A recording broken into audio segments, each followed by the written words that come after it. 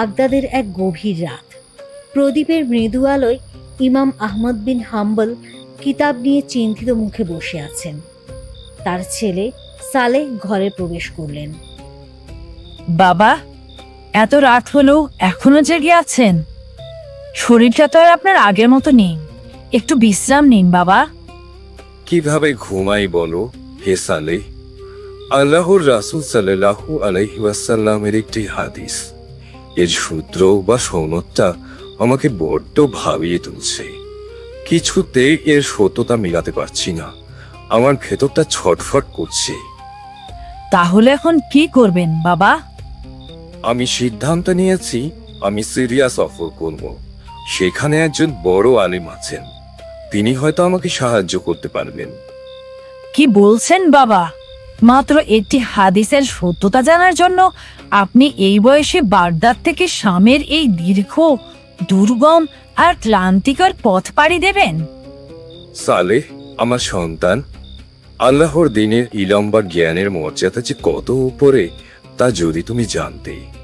এর জন্য আমাদের জীবন, আমাদের অর্থ, আমাদের শেষ রক্তবিন্দু উৎসর্গ করলেও কম হবে।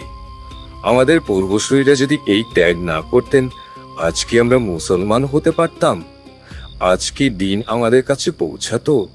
তুমি কোনো চিন্তা করো না বাবা, আল্লাহ আমাকে শক্তি দেবেন। অনেক দিন পর, রাত তখন গভীর। শামের একটি বড় মসজিদের ভেতর ইমাম আহমদ ক্লান্ত শরীরে নামাজ শেষ করলেন। পুরো দুনিয়া তার নামে কাঁপলেও কেউ তার চেহারা চেনে না। তিনি এক কোণে শুয়ে পড়লেন। এমন সময় মসজিদের খাদেম সালেম এসে রুক্ষভাবে তাকে ধাক্কা দিল। এই যে বড় মিয়া, ওঠো, তাড়াতাড়ি ওঠো। এটা আল্লাহর ঘর, নামাজের জায়গা। তোমার ঘুমানোর সরাইখানা নয়। বাইরে যাও, বাইরে গিয়ে ঘুমাও। বাবা, আমি এই শহরে একদম নতুন, কেউ নেই আমার এখানে। আমি একজন মুসাফির। আর তো মাত্র কয়েকটা ঘন্টা, তারপর ফজরের আজান। ফজরের আজান করেই নামাজ পড়ে আমি আমার পথ ধরব। একটুখানি চোখটা বুঝতে দাও বাবা। আমি কোনো অজুহাত শুনতে চাই না। উপরের নির্দেশ আছে, কাউকে মসজিদে রাত কাটাতে দেয়া যাবে না। সোজা কথা বলছি, বিদায় হও। হে বৎস, আমি তো আল্লাহর মেহমান, আর এটা তো আল্লাহরই ঘর। একজন মেহমানকে কি তার রবের ঘর থেকে তাড়িয়ে দেয়া যায়? তুমি বলো। যত সব তেনাবাজি। তুমি বের হবে নাকি পাহারাদারদের ডেকে ঘাড় ধাক্কা দিয়ে বের করব? জলদি বের হও। লা হাওলা ওয়ালা কুওয়াতা ইল্লা বিল্লাহ।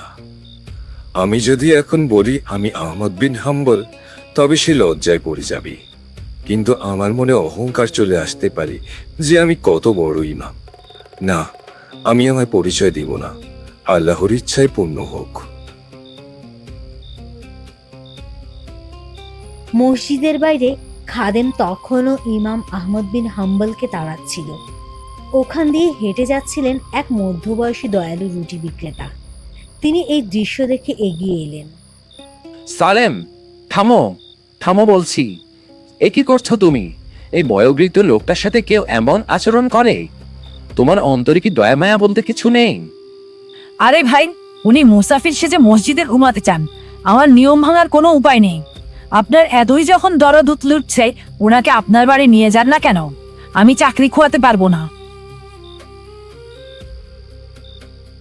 হে আল্লাহর বান্দা, আপনি কিছু মনে করবেন না। ও অজ্ঞ। আপনি দয়া করে আমার সাথে আমার ভাঙা ঘরে আসুন। আজ রাতে আপনি আমার মেহমান।